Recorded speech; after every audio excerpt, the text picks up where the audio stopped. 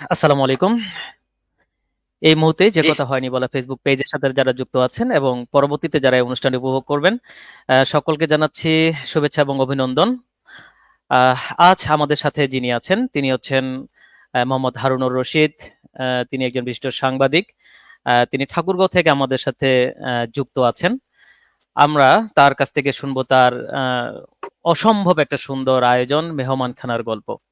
চলে যাচ্ছি হারুন ভাইয়ের কাছে। হারুন ভাই, কেমন আছেন আপনি? জি, আলহামদুলিল্লাহ। আসসালামু আলাইকুম। যারা ওয়ালাইকুম শুনছেন সালাম। সকলকে সকলকে আসসালামু আলাইকুম। হিন্দু ভাই বোনদের আদাব। অন্যান্য জি, জাতি ধর্মের প্রতি আন্তরিক শুভেচ্ছা জানাচ্ছি। জি। শুরুতেই আমি যারা দেখছেন তাদের সকলকে আমি আন্তরিক অভিনন্দন জানাচ্ছি যে আজকে একটি ভালো প্ল্যাটফর্মে আমাকে কথা বলার সুযোগ করে দেওয়ার জন্য কর্তৃপক্ষকেও আমি অনেক অনেক ধন্যবাদ জানাচ্ছি। হ্যাঁ ভাই, যে কথা জি, হয়নি বলা, তো জি। আপনি আপনার মতো করে আমাকে যদি কিছু প্রশ্ন করেন। হ্যাঁ, জি। হারুন ভাই, আমরা আশা করব আপনি ভালো আছেন এবং আজকে আমরা যে কারণে আপনাকে ডেকেছি সেটি আমরা অলরেডি ঘোষণা করেছি। তারপর আমি বলে দিচ্ছি যে আপনি অসাধারণ একটা আয়োজন করেন। সেটি হচ্ছে মেহমানখানা এবং সেটি আপনি প্রতি সপ্তাহে করেন। প্রতি সপ্তাহে আপনি প্রায় ২৫০ থেকে ৩০০ বা ৪০০ মানুষকে আপনি খাওয়ানোর চেষ্টা করেন বা খাওয়ান। আমি যদি আমরা সেই গল্পটাতে যাব, তবে যে কথা হয়নি বলা প্রোগ্রামে আমরা সাধারণত যাকে গেস্ট করি তাদের আমরা দুই ভাগে বিভক্ত করি। একটি হচ্ছে তার ব্যক্তি জীবন সম্পর্কে জানি এবং পরবর্তীতে তার কর্মজীবন সম্পর্কে জানি। তো জি। শুরুতে যদি আমি আপনার কাছ থেকে জানতে চাই, হারুন ভাই, আপনি মূলত ব্যক্তি জীবন বলতে আপনি কি করেন আসলে? আপনার পেশা কি, বা আপনি পড়াশোনা কোথা থেকে করেছেন, বা আপনি কর্মজীবনটা আপনার কি আসলে? খুব সুন্দর বলেছেন। ধন্যবাদ আপনাকে। আমি মূলত পড়াশোনা স্থানীয়ভাবে এখানে প্রাইমারিতে করেছি। তারপরে এখানে হাই স্কুলে করেছি, বালিয়াডাঙ্গি পাইলট উচ্চ বিদ্যালয়ে। তারপরে রুইহাট ডিগ্রি কলেজ থেকে আমি বিএ, তারপরে মাস্টার্স করছি অ্যা রাজশাহী বিশ্ববিদ্যালয়ে গণযোগাযোগ ও সাংবাদিকতা বিভাগে। অ্যা আচ্ছা, রাজশাহী আচ্ছা। বিশ্ববিদ্যালয়ে গণযোগাযোগ ও সাংবাদিকতা বিভাগে মাস্টার্স করাকালীন তার আগে আমি কালের কণ্ঠের সঙ্গে সম্পৃক্ত আছি। কালের কণ্ঠে আমি শুরুতেই ২০১০ এ আমি দেখতাম বিজ্ঞাপন এবং সার্কুলেশন বিভাগ, ঠাকুরগাঁও। আর তার পূর্বে আচ্ছা, আমি ২০০৮ সাল ২০০৮ সালে দিগন্ত টেলিভিশনের ঠাকুরগাঁও প্রতিনিধি হিসেবে আমি কাজ করেছি এবং বন্ধ হয়ে যাওয়ার আগদিন পর্যন্ত আমি দিগন্ত টেলিভিশনে ছিলাম। তারপরেই এটার সঙ্গে আমি কালের কণ্ঠের সঙ্গে সম্পৃক্ত হলাম। জি, আর এটার পাশাপাশি যখন ওই যে দিগন্ত টিভি বন্ধ হয়ে যায়, তারপরে আমার ওই যে নিবন্ধন ছিল, আমার শিক্ষক নিবন্ধন করা ছিল। পরে আমি এখানে বালিয়াডাঙ্গিতেই একটি মাদ্রাসায়, দারুল উলুম দাখিল মাদ্রাসা, একটি প্রপারের মাদ্রাসা, বালিয়াডাঙ্গি উপজেলা সদরের একেবারে প্রপারের এই মাদ্রাসায় আমি আইসিটি শিক্ষক হিসেবে জয়েন করি এবং আচ্ছা, সেখানে আচ্ছা, আমি এখন পর্যন্ত কর্মরত আছি একজন আইসিটি শিক্ষক হিসেবে। এখন যেটাকে ডিজিটাল শিক্ষক বলছে, এই ডিজিটাল আচ্ছা। শিক্ষক, তথ্য প্রযুক্তি শিক্ষক হিসেবে আমি সেখানে কর্মরত আছি। আর আহ, এটার জি, পাশাপাশি আমার সাংবাদিকতা মূলত যেহেতু সেভাবেই আমি যেহেতু পড়াশোনা করছি ওই বিষয়ে, যার জন্য পরবর্তীতে আবার আমি প্রতিনিধি হিসাবে কালের কণ্ঠে আমাকে আবার নিয়োগ দেওয়া হয়েছে। আর এটার সঙ্গে বাংলাদেশের খবরে আমি জেলা প্রতিনিধি হিসেবে আছি। তো এই সবকিছু মিলে এভাবেই চলছি আপাতত। আর এটার পাশাপাশি আমার হুম, ব্যবসা প্রতিষ্ঠান আছে বালিয়াডাঙ্গিতে। বালিয়াডাঙ্গিতে যেটি রিং স্ল্যাব তৈরি হয়, এখানে সিসি পাইপ তৈরি হয়। মানে ওই যে বিভিন্ন কালভার্ট যেগুলো হয়, কালভার্টের হুম, হুম, পাইপ হুম। তৈরি হয় মেশিন দিয়ে। এটার পাশাপাশি আচ্ছা, আমার ভার্মি কম্পোজের একটি বড় প্রজেক্ট আছে। আর হুম, হুম। এটি ভার্মি বলতে যেটা কেঁচো সার আমরা বলি। এই কেঁচো রাইট, সারের জৈব একটা সার। বড়, হুম, জি, হুম, জৈব সার। জৈব সারের আমার হুম, হুম। একটি আছে, একটি প্রজেক্ট আছে। এটির পাশাপাশি কৃষি আছে আমার। এই সব মিলেই চলছি। আমরা মূলত ২ ভাই। আমার বাবা-মা আচ্ছা, আচ্ছা, এখনো বেঁচে আছে। আমার মা প্রচন্ড অসুস্থ। অ্যা আচ্ছা, দীর্ঘদিন বিছানায় আছে। আমার মা এখন কথা বলতে পারে না, হাঁটাচলা করতে পারে না এবং খাইতে পারে না। শক্ত কিছু খাইতে পারে না। হ্যাঁ? লিকুইড খাবার মুখে তুলে দিতে হয়। কথা বলতে পারে না। ইশারা বলতে ওই চিৎকার দিলেই আমরা বুঝে নেই। ঠিক এভাবেই আপাতত চলছি। আর ২ ভাইয়ের মধ্যে ১ ভাই বিজিবিতে চাকরি করেন। আ আচ্ছা, ওর ৩ টা মেয়ে। আমি অ্যা আমারও ৩ টা মেয়ে। বড় আচ্ছা, মেয়ে আমার পড়াশোনা করেন খুলনা মহিলা পলিটেকনিক ইনস্টিটিউটে কম্পিউটার সায়েন্স অ্যান্ড টেকনোলজি বিষয়ে। আর যে মেজো মেয়ে সেটা বালিয়াডাঙ্গিতেই আগে সেন্ট জোসেফ দিনাজপুরে ছিল সেন্ট জোসেফ স্কুলে, এখন বালিয়াডাঙ্গি পাইলট উচ্চ বিদ্যালয়, পাইলট মডেল উচ্চ বিদ্যালয়ে ৬ষ্ঠ শ্রেণীতে অধ্যয়নরত। আর সর্বশেষ যেটা ছোটটা এখনো স্কুলে দেওয়া হয়নি, আগামী বছর ইনশাল্লাহ স্কুলে আচ্ছা। দেওয়া হবে। এই নিয়েই আছি, আহ এভাবেই চলছি জি, আরকি। জি, চমৎকার বলেছেন। আসলে হারুন রশিদ ভাই, আমি মেহমান খানা উদ্যোক্তা হিসেবে আপনাকে চিনতাম, কিন্তু এর বাইরে আপনার একটা বিশাল পরিচয় আছে। আপনার ব্যবসা ক্ষেত্র বলেন, আপনি একজন শিক্ষক, সেটা আমি জানতাম না। মানে মেহমান খানা উদ্যোক্তা হিসেবে আসলে আমার জানা ছিল। পাশাপাশি আপনি রাজশাহী ইউনিভার্সিটি থেকে জার্নালিজমের উপরে ডিগ্রি নিয়েছেন। এটা আসলে অসাধারণ। জি, আপনার এই মুহূর্তে যারা পরিচয়টা শুনলো, আহ, আমি আমি আমি বিস্মিত আসলে। যাই হোক, আমরা আশা করছি আজকের সেশনটা খুবই ভালো একটা সেশন হতে যাচ্ছে। ইনশাল্লাহ, হারুন রশিদ ভাই, ইনশাল্লাহ। আমরা আপনার জি ব্যক্তি জীবন সম্পর্কে জানলাম। আমাদের মূল উদ্দেশ্য হচ্ছে আপনার মেহমানখানা যেটা আপনি চালান। আমি যদি শুরু থেকে একটু জানতে চাই যে এই মেহমানখানা যে আপনি করেছেন, এটা আসলে শুরুটা কিভাবে হলো? এটাই শুরুটা যদি আমরা বলি যখন প্রচন্ড করোনা চলছিল, হুম, করোনায় আমাদের এলাকায় রাস্তাঘাটগুলো নিজ নিজ উদ্যোগে এলাকার কিছু বিশেষ শ্রেণী কিছু মানুষ রাস্তাগুলোকে বন্ধ করে জি, দেয়। আহ, যেন হুম, বাইরের কোনো মানুষ, বাইরের কোনো গাড়ি ঘোড়া যেন এলাকায় হুম, না ঢুকতে পারে, ছোট ছোট রাস্তাগুলোতে যেন না ঢুকতে পারে। ঠিক এরকম করে আচ্ছা, বাঁশ কাঠ দিয়ে যে যেভাবে পারছিল রাস্তাগুলো, ছোট ছোট রাস্তাগুলো ব্লক করে দেওয়া হচ্ছিল। প্রচন্ড করোনা, আচ্ছা, করোনায় রেড অ্যালার্ট জারি করা হয়েছে। হ্যাঁ, হুম, এদিক হুম, প্রশাসন থেকেও মাইকিং চলতেছে এবং বারবারই বলা হচ্ছিল যে বহিরাগত কোনো মানুষ যেন এলাকায় না ঢুকতে পারে। হুম, ঠিক সে সময়ে নারায়ণগঞ্জ থেকে রূপা পরিবহন নামে একটি গাড়ি আমাদের এলাকায় হুম, ঢুকে। হুম, ওই নারায়ণগঞ্জের ওই গাড়িটির সঙ্গে ৩ জন মানুষ হুম, হুম, করোনা নিয়ে আসে আমাদের এলাকায়। ঠিক সে সময় থেকে আরো কঠিন হয়ে যায় যে বাইরের কোনো হুম, মানুষকে হুম, এলাকায় যেন ঢুকতে না দেওয়া হয়। এবং সেই হুম, হুম, সঙ্গে হোটেলগুলো, হোটেলগুলো তো ঠিক একটা নির্দিষ্ট সময়ে বন্ধ থাকতো।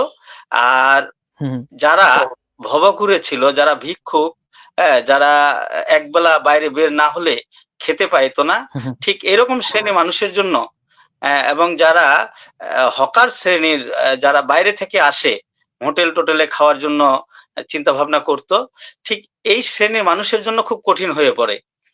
তো হুম, হুম, আমার যে ব্যবসা প্রতিষ্ঠানটার কথা বললাম যে বালিয়াডাঙ্গিতে বিডিও স্যানিটেশন ফার্ম নামে একটি ফার্ম আছে আমার। ওই ব্যবসা প্রতিষ্ঠানে হুম, আমি হুম, বসা ছিলাম। ঠিক এমন সময় একজন ভিক্ষুক, অন্ধ হুম, লোক হুম, তিনি, তিনি আমাকে আফসোস করে আসে বলল যে, "অ্যা ভাই, আমি এলাকার ৩ জন বড়লোকের বাড়িতে গেলাম। আমাকে কেউ হুম, খাবার হুম, তো দিলই না, দরজাটাও আচ্ছা, আমাকে খুলে দেয়নি। কথাও বলেনি আমার সঙ্গে।" তো হুম, আমি শেষে এই কথাগুলো উনার কাছে শোনার পর আমি উনাকে বসায় রেখে পরে হোটেলে গিয়ে পলিথিনে ভাত এবং ওই যে সবজি-টবজি এগুলো আনে উনাকে খাওয়ার দিলাম। উনি খাইলেন এবং খুব আন্তরিকতার সহিত খুব মানে একটা লোক খাওয়ার পরে যে তৃপ্তিটা পায়, ঠিক এভাবে আমাকে হুম, হুম, যখন কথাগুলো বলছিলেন যে এলাকার ৩ জন খুব বড়লোকের বাড়িতে তিনি গেছিলেন এই সেই এগুলো বলার পরে আমার কাছে মনে হলো যে যতদিন করোনা আছে এই মানুষগুলোর জন্য যদি প্রতি শুক্রবার একবেলা যদি এদের খাওয়ার ব্যবস্থা আমি করতে পারতাম, সেই চিন্তার হুম, জায়গা থেকেই পরবর্তী শুক্রবারেই মানে আমি ফেসবুকে হুম, বললাম হুম, যে আগামী শুক্রবার থেকে আহ, এই যারা ছিন্নমূল, যারা ভিক্ষুক, যারা অসহায় মানুষ হুম, আছে হুম, তাদের একবেলা খাওয়ার শুক্রবার জুমার নামাজ শেষে হ্যাঁ, আমার ওই হুম, যে এই ব্যবসা প্রতিষ্ঠানটা ওই ফার্মের একটা ঠিকানা হুম, দিয়ে হুম, ফেসবুকে একটা হুম, পোস্ট দিলাম যে প্রতিষ্ঠানটার নাম দিলাম তখন হতভাগা সেন্টার। যে আচ্ছা, এই আচ্ছা। হতভাগা সেন্টারের আয়োজনে হুম, একটি খাওয়ার ব্যবস্থা করা হবে। প্রতি শুক্রবার হুম, জুমার হুম, নামাজ শেষে দোয়া হবে, দোয়ার পরে খাবার দিয়ে দেওয়া হবে। এটি করার পরেই দেখা গেল যে তখন তো অনুমানের উপর কাউকে তো আর দাওয়াত দেওয়া হয়নি। অনুমান করেই না। রান্না করা হয়েছিল। ১ম দিনেই ৫০ থেকে ৬০ জনের একটা আয়োজন করা হয়েছিল। তো ৫০ থেকে ৬০ জনের আয়োজনে আমরা জুমার নামাজের পরেই দেখছি যে ১১০ জনের মতো মানুষ উপস্থিত হয়েছে এবং যারা এক্কেবারে অসহায়, ঠিক ছিন্নমূল শ্রেণীর ভিক্ষুক, এরাই কিন্তু সেখানে আসে। সে ১ম দিন ওই যা আয়োজন ছিল তা দিয়েই কিন্তু সবাইকে অল্প, অল্প করেই, মানে ধরেন যে আমরা যেটুকু আয়োজন করছিলাম সবাইকে হুম, সেভাবেই হুম, সেদিন চালাইছি। আচ্ছা, আচ্ছা। তারপরেই তারপরের সপ্তাহে মানুষ অনেক বৃদ্ধি পাইছে, প্রায় ১৫০ জন। হুম, হুম, এইভাবে আচ্ছা। বাড়তে হুম, একসময় দেখছি আমরা যে করোনা কিন্তু চলছেই। ঠিক এই করোনার মধ্যেই আচ্ছা, আচ্ছা। মানুষের অনেকের কাজ বন্ধ হয়ে গেছে। অনেকেই ভবঘুরে যারা ছিল তারা, যারা ভিক্ষুক ছিল তারা, ঠিক এইরকম শ্রেণীর মানুষ সেখানে আসা শুরু করলো। তো হুম, হুম, এই পরের সপ্তাহে যে ঘটনাটা ঘটলো যে অনেক ফেসবুক বন্ধু এটাকে খুব হুম, পজিটিভলি নিচ্ছে। আমার সহকর্মীরা, আমার সাংবাদিক সহকর্মীরা, আমি ঠাকুরগাঁও প্রেস ক্লাবের সদস্য।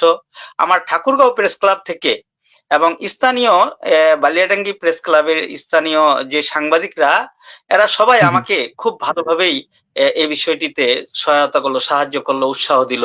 হুম, এতে তার পরের সপ্তাহ থেকেই অনেকেই বলল যে এটি নামটি একটু হতভাগা হতভাগা নামটা একটু খারাপ দেখাচ্ছে, তো এই নামটা আচ্ছা। আমরা একটু পরিবর্তন করতে পারি কিনা। তো হুম, ফেসবুক হুম, বন্ধুদের পরামর্শেই পরে এই নামটি দেওয়া হলো বালিয়াডাঙ্গি মেহমানখানা। সেই আচ্ছা, থেকে আচ্ছা। এখন পর্যন্ত মেহমানখানা হিসাবেই চলছে হুম, হুম, আলহামদুলিল্লাহ। আর এই মেহমানখানার এখন পর্যন্ত যে জি।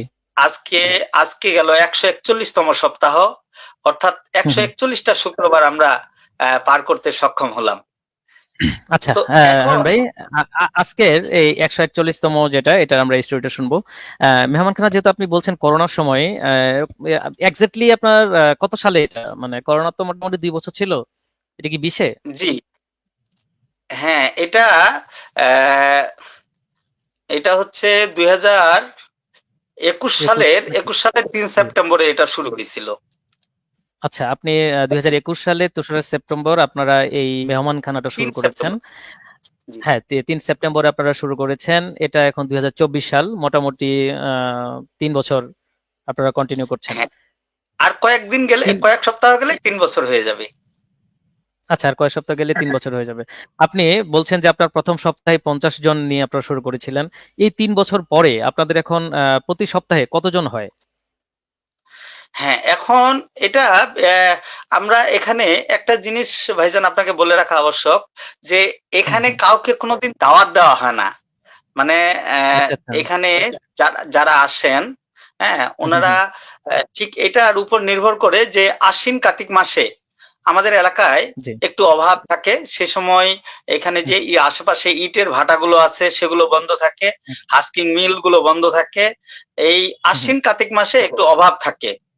ওই সময় হুম, হুম, কাজ কামের একটু গৃহস্থালী কামও যেটা, সেটাও একটু কম হুম, থাকে। সে সময় লোকের চাপ হুম। একটু বেশি হয়। আর এটা ধীরে, আচ্ছা, ধীরে, আচ্ছা। ধীরে, ধীরে আবার যখন কাজ শুরু হয়ে যায়, তখন এটা এই ২-৩ বছরের হুম, অভিজ্ঞতায় আমি বলছি, তখন আবার কমতে হুম, থাকে। তো আশ্বিন কার্তিক মাসে আমরা লক্ষ্য করি যে ৩ থেকে ৩৫০ মানুষের উপস্থিতি হয়। আ আজকে আজকে আমরা মোটামুটি ১৮০ জন মানুষ আমাদের মেহমানখানায় আমরা পেয়েছি। তো আচ্ছা, যেমন গত সপ্তাহে ১৪০ জনের মতো ছিল। আজকে আবার ৪০ জন মানুষ একটু বাড়ছে। তো আচ্ছা। এটি, হ্যাঁ, যেটা না, বলছিলেন যে রশিদ ভাই, জি, হুম, জি, বলেন। হ্যাঁ, যে আহ, আজকের এই, জি ভাই। না, আমি চাচ্ছিলাম যে আপনার আমরা স্টোরিটা কন্টিনিউ করব। তার আগে যারা দর্শক এখন দেখছেন তাদেরকে আমি আপনার মেহমানখানাটা একটু দেখায় আনতে চাচ্ছিলাম।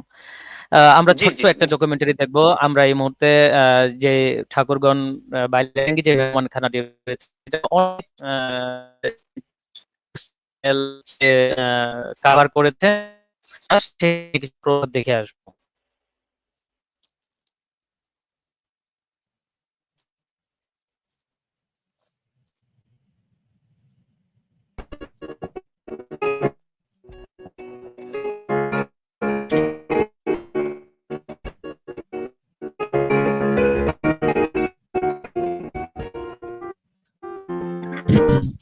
পরে মেহমানখানায় আসতে শুরু করেন নিরন্ন নামাজ শেষে চলে খাওয়া দাওয়া। বালিয়াডাঙ্গি উপজেলায় প্রতি শুক্রবার জুম্মার নামাজ শেষে মেহমানখানায় নিরন্ন মানুষদের জন্য বিনামূল্যে খাবার খাওয়ানো হয়। এখানে একবেলা ভাত, মাছ, মাংস খেতে পারেন গরিব দুঃখী, এমনকি সফর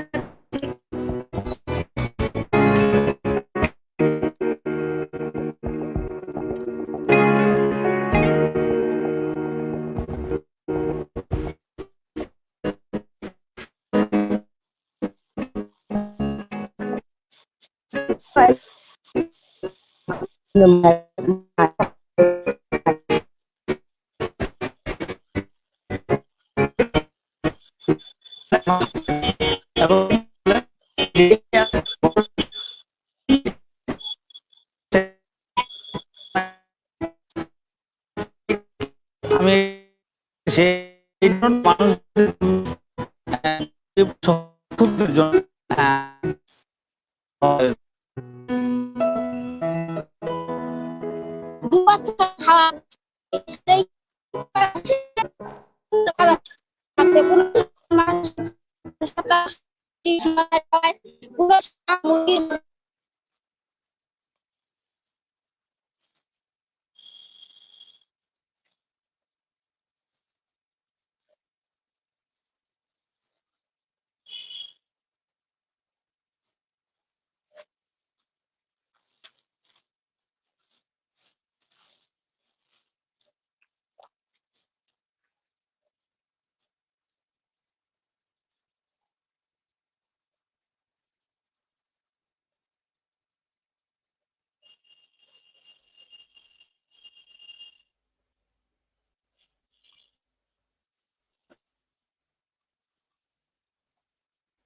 হ্যাঁ, হ্যাঁ, শুনতে পাচ্ছেন আপনাকে?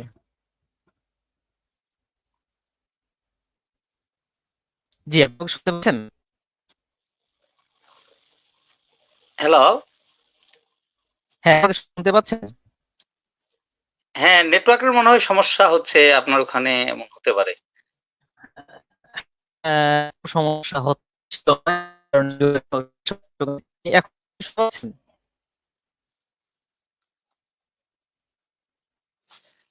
হ্যালো। আপনার শুনতে পাচ্ছেন? হ্যাঁ, আমি আপনাকে আবছা আবছা শুনতে পাচ্ছি।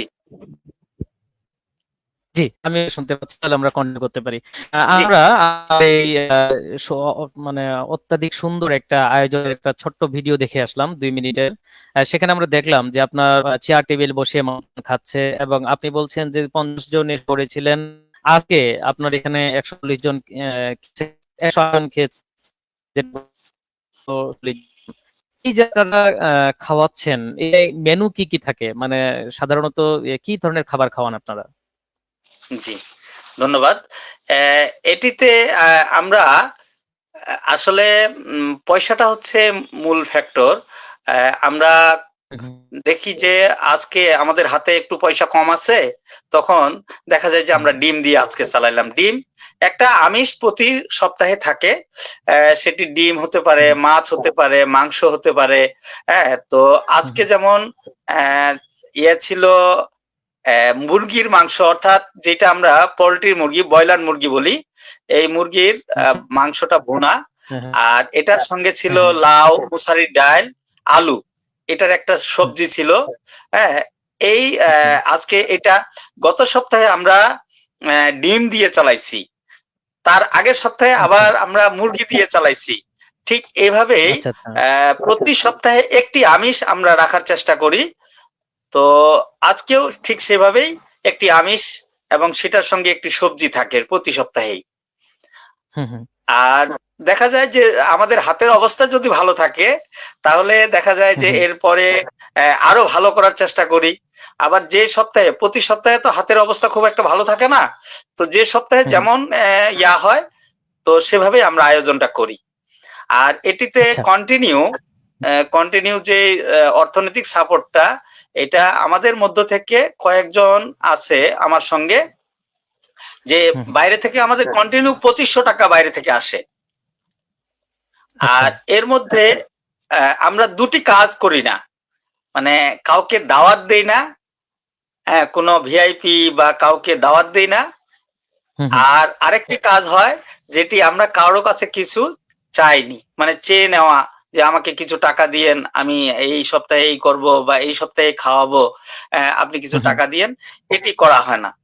আর একটি করা আচ্ছা। হয় না যে কাউকে দাওয়াত দেওয়া হয় না।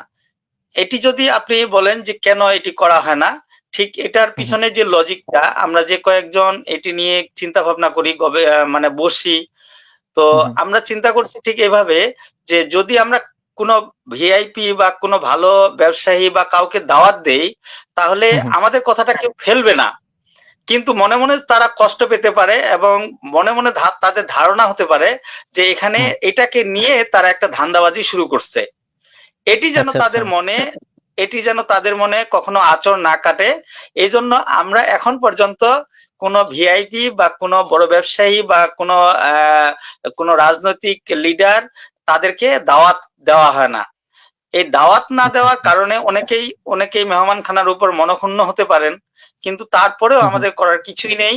কারণ আমরা যদি কোনো এখানে রাজনৈতিক দলের লিডারকে দাওয়াত দেই, তারপরে আবার শুরু হবে অপোজিশনের যে আরো লিডার আছে তারা আবার জি। প্রত্যাশা করবে। তখন এটার মধ্যে রাইট। একটি বিভেদ সৃষ্টি হতে পারে। আর হুম, হুম। এটির সঙ্গে তাদের একটি নেগেটিভ ধারণাও আসতে পারে যে ওই ওখানে গেলেই আমাকে হয়তো কিছু দিতে হতে পারে। একটি ধারণা রাইট। তৈরি হয়ে গেছে যে দাওয়াত দেওয়া মানে তাদেরকে নিয়ে আসা হুম, হুম। মানে কিছু চাওয়া বা কিছু নেওয়া। হুম, হুম। তো যার জন্য আমরা এখানে দুটি কাজ, আমাদের যে উদ্যোক্তারা আছেন আমি সহ, আমরা এই কাজটুকু, এই দুটি কাজ করি না, কাউকে দাওয়াত দেই না আর কারো কাছে কিছু চেয়ে নেওয়া হয় না। যদি কেউ স্বেচ্ছায় এখানে সহযোগিতা করতে চান, আমরা হুম, হুম। তাদেরটা ফিরিয়ে দেই না, তাদেরটা নেই। সেখানে এমন হতে পারে যে কেউ ৫০ টাকা দিছে, কেউ আবার ১,০০০ টাকা দিচ্ছে, ৫,০০০ টাকা দিছে। এটি আবার করা হয় যে প্রতি সপ্তাহে যখনই এই ১ সপ্তাহে কে কত টাকা দিল এটি আবার আমরা ফেসবুকে পোস্ট দেই। হ্যাঁ, অনেকেই আচ্ছা, এটাকে আচ্ছা। আবার নেগেটিভ সেন্সে নেয় যে হুম, হুম। আমি ১০০ টাকা দিলাম, এই ১০০ টাকা আবার ওনারা ফেসবুকে পোস্ট দিছে।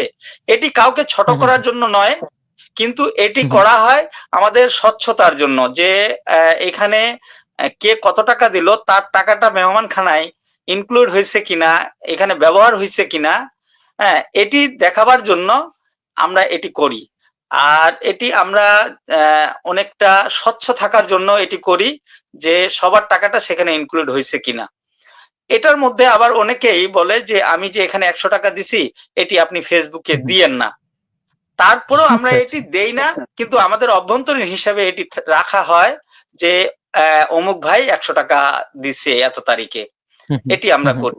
আর পারতপক্ষে প্রতিটা লিস্টেই আমরা প্রতি সপ্তাহে আমরা দেখা যায় যে শুক্রবার সন্ধ্যার দিকে আমরা ফেসবুকে পোস্ট দেই যে আজকে আমাদের আচ্ছা, এত আচ্ছা। টাকা ইয়া হয়েছে। এটি আমরা করি। আর এটির সঙ্গে হয়তো কেউ বলতে পারে যে যেমন আজকে আমাদের ৪৪৫০ টাকা বাইরে থেকে আসছে। হুম। আচ্ছা। আর খরচ হয়েছে ৭৮০০ টাকা। ৳৭,৮০০ টাকা। ৭,৮০০ হুম, হুম। টাকা আজকের ব্যয়। আর বাইরে থেকে ৪৪০০ টাকা এসেছে। যদিও আমি হুম, হুম। এটি আপনাকে বলতে চেয়েছিলাম না যে কত খরচ হয়েছে। কারণ আচ্ছা। এটি না বললে আবার অনেকে মন্তব্য করবে যে আপনার ৪৪০০ টাকা আসলো, আপনি তো ওটা বললেন, কিন্তু আপনি খরচ কত করলেন এটা তো বললেন না। এটা অনেকেই মন্তব্য আচ্ছা, আচ্ছা। করতে পারে। এজন্যই আমি এটুকু আপনাকে বললাম। ঠিক দেখা যায় আবার অন্যদিন কোনো দিন এমনও হতে পারে যে যত খরচ হয়েছে তার থেকে হয়তো 1000 টাকা আরো বেশি আসছে, আচ্ছা আচ্ছা আচ্ছা। এমনও হতে পারে। হতে পারে, এমনও হয় অনেক আচ্ছা, সময়। হ্যাঁ, এই যে আপনাদের আপনি ৭,৮০০ টাকা আজকে খরচ করেছেন, আপনার উঠেছিল ৪৪০০ টাকা। এই যে বাকি একটা গ্যাপ রয়েছে, আপনার হচ্ছে ৩,৪০০ টাকা মেবি। এই ৩,৪০০ টাকা কোথা না, থেকে আসে? 2550 টাকার মতো হচ্ছে আজকে মনে হয়, গ্যাপ। দেখছি আমি 2500, যাই হোক সামথিং আর কি, আচ্ছা। 2500 সামথিং। হ্যাঁ, হ্যাঁ। এই গ্যাপটা আসলে তখন আপনারা কিভাবে ফিল আপ করেন? হ্যাঁ, এই গ্যাপটা এটা আমি আমার ইয়া থেকেই চালাই, কারণ প্রতি সপ্তাহে যে লাগে এমনও তো না, কোনো সপ্তাহে রাইট। এটি হয়তো লাগে। আর কিছু দোকানেও কিছু ধার বাকি থাকে। হ্যাঁ, আচ্ছা, ওখানেও আচ্ছা। যেমন মুদি দোকানে এখন পর্যন্ত মোটামুটি ৬,০০০ টাকা বাকি হইছে। আর সবজি দোকানেও ৫-৬,০০০ টাকা বাকি হইছে। এটা আবার কোনো সময় এটা আবার পরিশোধ হয়ে যাবে। আর অন্যদিকে আমি এটি আমি উৎসাহ আনন্দ ভরে এটি চালাবার চেষ্টা করছি। আমি এর আগে এই করোনার সময়ে আমি অনেক টাকা ব্যবসায় লোকসান করেছি। ঠিক আমার একটি মুরগির ফার্ম আমি করেছিলাম। এটি হচ্ছে লেয়ার মুরগির ফার্ম, ডিম পাড়া মুরগির ফার্ম যেটা। তো ঠিক যখন ডিম পাড়া শুরু করে, পাকিস্তানি মুরগির একটা ফার্ম করছিলাম আমি। যখন ডিম দেওয়া শুরু হয় ঠিক সে সময় আমার এই মুরগিগুলো মারা যায়। একেবারে আচ্ছা। ২১ লক্ষ টাকা আমার চোখের সামনে সব চলে গেছে। আমি অনেক চিকিৎসা করেও সেগুলো আর ব্যাক করাতে পারিনি। তো সেই তুলনায় আমি এটি ধরে নিছি যে সেই তুলনায় হয়তো এটা প্রতি খুবই নগণ্য। সপ্তাহে আমার ২-৩ হাজার টাকা যাবে। এটি আমার কাছে আল্লাহর রহমতে আমার কাছে এটি ব্যাপার হবে না। এটি আমি চালায় নিতে পারবো ইনশাল্লাহ। সেই সঙ্গে আমার অনেক শুভাকাঙ্ক্ষী তারাও চেষ্টা করতেছে যে বিভিন্নভাবে কেউ চেয়ার কিনে দিচ্ছে এখানে, কেউ প্লেট কিনে দিচ্ছে এখানে, কেউ কিছু গ্লাস দিচ্ছে। মানে তারাও আবার সহযোগিতা করছে। কিন্তু এটি কারো কাছে এখন পর্যন্ত আমরা আমরা যারা এটির সঙ্গে জড়িত, আমরা এখন পর্যন্ত কারো কাছে কিছু চেয়ে নেইনি। হ্যাঁ, অনেকেই শুক্রবারে আনন্দ ভরে আসতেছে, আসে দেখতেছে, এখানকার দেখার পরে, পরিবেশ দেখার পরে যখন মনে হচ্ছে যে না কিছু, আমরা আজকেও যেমন কিছু ওয়ান টাইম প্লেট এবং গ্লাস দিয়ে মেহমানদারি করেছি। তো এটি আবার দেখা যাবে যে এমন একজন মানুষ আসে যখন দেখলো যে আসলে ওয়ান টাইম প্লেট এবং গ্লাস গুলো চালাচ্ছে, আমি 10টা প্লেট কিনে দিচ্ছে। ঠিক এইভাবেই আমরা আপাতত চালাচ্ছি। ঠিক এভাবেই আচ্ছা, চালাবার এটা চেষ্টা করছি। জি, এটা ৩ বছর ধরে করছেন। আপনার এই ১৫০ লোক ২০০ লোককে আপনাদের এখন পর্যন্ত এক সপ্তাহে হাইয়েস্ট কতজন লোক হয়েছে? মানে একদিনে সর্বোচ্চ কতজন ৩৫০, সর্বোচ্চ? সর্বোচ্চ আমরা ৩৫০। ৩৫০ মানুষ পেয়েছি। আচ্ছা, এই ৩৫০ মানুষকে ম্যানেজ করার জন্য বা সার্ভিস দেওয়ার জন্য তো কিছু ভলান্টিয়ার দরকার হয়। এইগুলো কিভাবে আপনি জোগাড় করেন? খুব সুন্দর প্রশ্ন করেছেন। এটি আসলে আমাদের এখন পর্যন্ত, শুরু থেকে এখন পর্যন্ত আমরা যে এখানে রান্না বান্না যারা করেন তারা কোনোদিন আমার কাছ থেকে এই মেহমানখানায় কোনো পারিশ্রমিক তারা এখন পর্যন্ত নেননি। আচ্ছা, আলহামদুলিল্লাহ, এটি আমি অনেক সময় তাদেরকে দেওয়ার চেষ্টা করেছি। শুধুমাত্র ঈদের সময় তাদেরকে হয়তো একটা পাঞ্জাবি দিয়েছি, এতটুকু। এর বাইরে তাদেরকে আমি এখন পর্যন্ত কোনো পারিশ্রমিক তাদেরকে দেওয়ার চেষ্টা করলেও তারা নিতে আগ্রহী হননি এবং নেননি। তো ২ জন বাবুর্চি প্রতি সপ্তাহে ওনারা অন্য জায়গায় কাজ করলে ৫০০-১,০০০ টাকা পাবেন, কিন্তু সেটি আমার কাছ থেকে এখন পর্যন্ত মেহমানখানা থেকে নেননি। ২ জন বাবুর্চি প্রতি সপ্তাহে তারা একেবারে নির্দিষ্ট সময়ে চলে আসেন, রান্নার কাজ শুরু করেন ওনারা। আর এটির পাশাপাশি এই যে বাজার করার ব্যাপারে এখানে ২-৩ জন, এর মধ্যে আমার ফার্মের যে ম্যানেজার কামরুজ্জামান আর খলিল, হারুন, এনারা প্রতি সপ্তাহে বাজারের লিস্ট নিয়ে তারা আগে বাজারের সবকিছু করেন। এর মধ্যে আমিও সঙ্গে যাই। আমি সহ বাজারের যেই মুদির বাজার, চাউলের বাজার, এদিক ধরেন সবজির বাজার, হ্যাঁ, মশলার হুম। বাজারে সবকিছু মিলে এগুলো তার হুম। আগের দিনেই বৃহস্পতিবার সন্ধ্যার মধ্যে আমরা করে ফেলি। আচ্ছা। শুক্রবারের হয়তো শুক্রবার সকালে বাবুর্চিরা আসেন, বাবুর্চিদের হুম, সঙ্গে হুম, দুজন মহিলা থাকেন, ওনারাও আসেন, ওনারাও এখন পর্যন্ত হুম, হুম। কোনো পারিশ্রমিক নেননি। নেননি। আর আচ্ছা। পরিবেশন যখন শুরু হয় তখন 10 থেকে হুম, হুম। 12 জন মানুষ অল টাইম এনারা আসেন, এনাদেরকে বলতে হয় না, এনারা আচ্ছা, আচ্ছা। ঠিক পরিবেশনের আগ মুহূর্তেই এনারা চলে আসেন, হুম, হুম, পরিবেশন করে পরিবেশন একেবারে খুব সুন্দরভাবে পরিবেশন করার পর এবং বাবুর্চিগুলো যে দুজন বাবুর্চি হুম, হুম। এনারাই ঠিক ওই পরিবেশন করে এনারাই মাংসটা বা ডিমটা বা তরকারিটা, শুনতে পাচ্ছেন ভাই? জি, শুনতে পাচ্ছেন? জি, আমি শুনতে পাচ্ছি। আপনার এখানে বের হ্যাঁ, বের হয়ে গিয়েছিলেন। শুনতে পাচ্ছি। হ্যাঁ। জি, জি। তো এনারা এই 10-12 জন মানুষ, যদি হুম, আমি হুম, তাদের নাম বলি, তাহলে দেখা যাবে যে কামরুজ্জামান, পৈরত, মনসুর, রহিম, হুম, জরিনা, ইলিশা, হুম, হারুন, খলিল, রেজাউল, হুম, আলমগীর, আশরাফুল, সুলতান, আসিম, হুম, হুম। শহীদর এবং কুসমত। এনারা প্রতি আচ্ছা। সপ্তাহেই প্রতি হুম, হুম, সপ্তাহেই ঠিক যখন এই যে আমরা একটা জিনিস করি কি, যে শুক্রবার নামাজ শেষে, নামাজের আগেই অনেক মেহমান চলে আসেন, আর নামাজ হুম, শেষ হওয়ার পর কিছু মেহমান আসেন। তো নামাজের পরেই আমরা আগে একটু তাদেরকে নামাজ রোজার উপর, বা এখানে হিন্দুরাও থাকেন, তাদেরকে তাদের ধর্মীয় আহ, কৃষ্টি কালচার পালনের ব্যাপারে একটু কথাবার্তা হুম, বলেন, যারা আমাদের হুম, দোয়া এখানে প্রতি সপ্তাহে করান, তিনি এই হুম, কথাগুলো হুম। আগে বলার পরেই তারপরে আমাদের কিন্তু দোয়া হয়, দোয়া হওয়ার আচ্ছা। পরে তারপরে খাবার পরিবেশন করা হয়। তো এই খাবার পরিবেশন বা দোয়ার পূর্ব মুহূর্তে এনারা কিন্তু সবাই হুম, হুম, চলে আসেন, ঠিক যার যার যে কাজটা, যে ভাত দেয় সে ভাতের ডালিটা হাতে নেয়, হুম, হুম, যে পানি হুম, হুম। দেওয়ার জন্য প্রস্তুত থাকে সে পানির জগগুলো হাতে নেয়, মানে ঠিক আচ্ছা। সে এটার ব্যাপারে কাউকে কিছু বলতে হয় না। যদি এমন হয় যে আজকে একজন আসতে পারেনি, সেখানে যারা বাইরের থেকে দেখতে আসেন তারাও কিন্তু ওটা কাজে লাগে যান। কাজে লেগে হ্যাঁ, পড়েন। আচ্ছা, আচ্ছা। জি, কাজে কাজে লেগে যান এবং কাজটা একেবারে সুন্দরভাবে মেহমানদারি যেভাবে আমরা অনুষ্ঠানগুলোতে, বড় বড় অনুষ্ঠানগুলোতে আমরা যেভাবে পরিবেশন হুম, করি, হুম, হুম, মেহমানদারি করি, ঠিক সেভাবেই এখানে যারা ভিক্ষুক আসেন, যারা প্রতিবন্ধী আসেন, যারা বিশেষ শ্রেণীর বিশেষ চাহিদা সম্পন্ন মানুষ যারা আসেন, হুম, হুম। যারা অভাবী আসেন, হ্যাঁ, তারা সবাইকেই আমরা একেবারে চেয়ার টেবিলে বসায় মেহমানদের মতোই সেভাবে আপ্যায়ন করার চেষ্টা করি।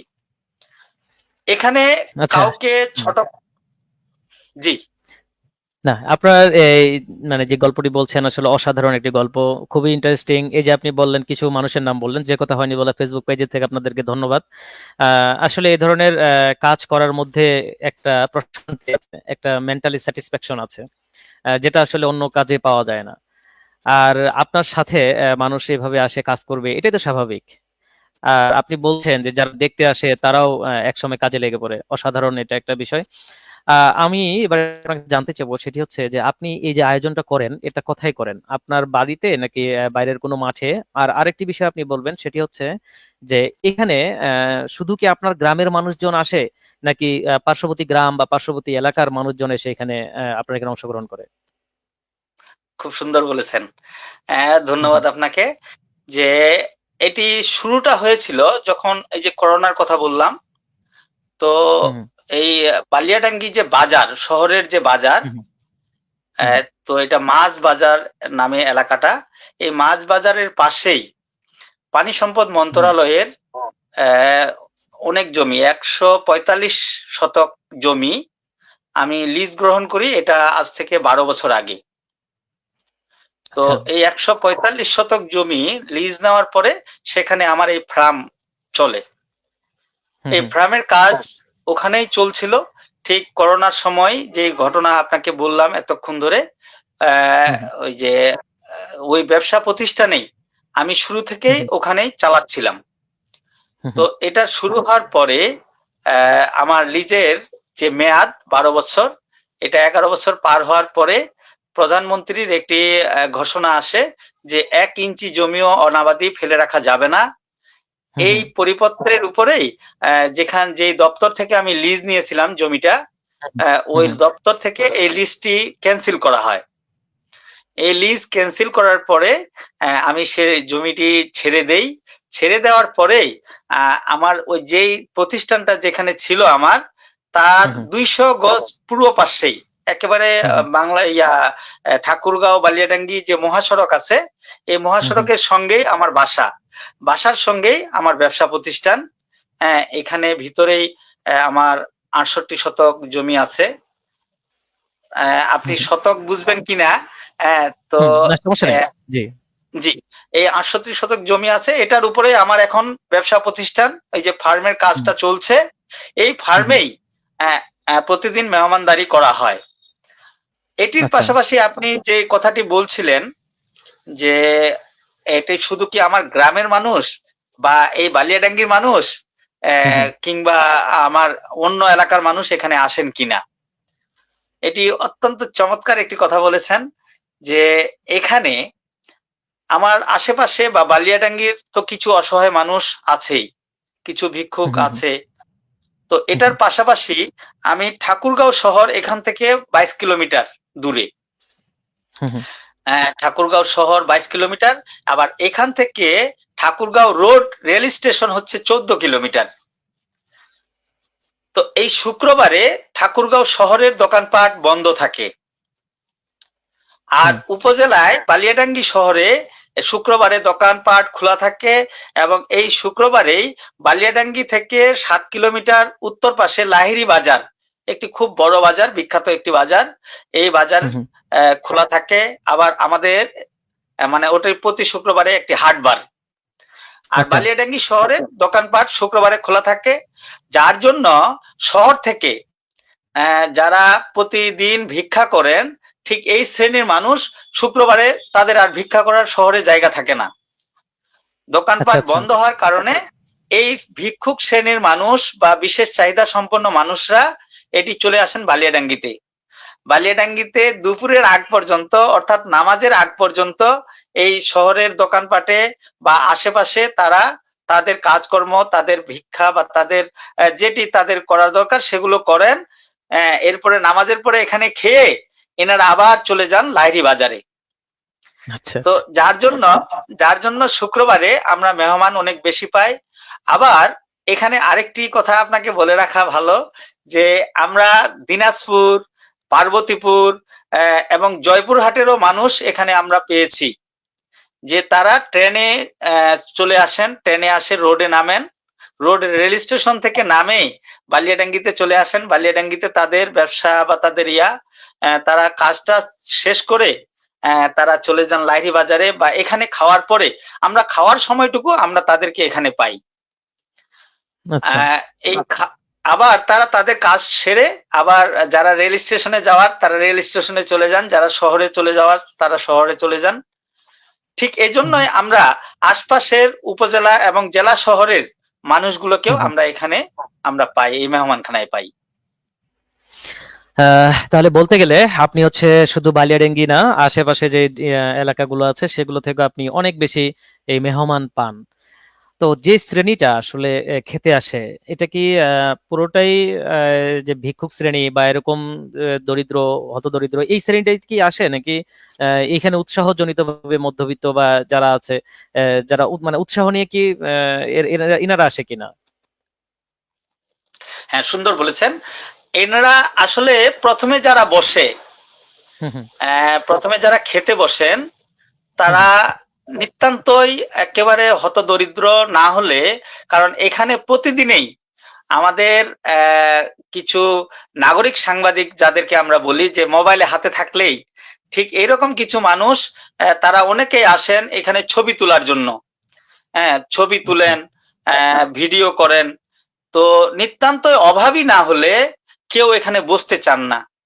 আমি যদি আপনাকে শুরুর ঘটনা বলি, ঠিক 2 সপ্তাহ যখন গেছে, ঠিক এমন সময় সময় টেলিভিশনে আমাদের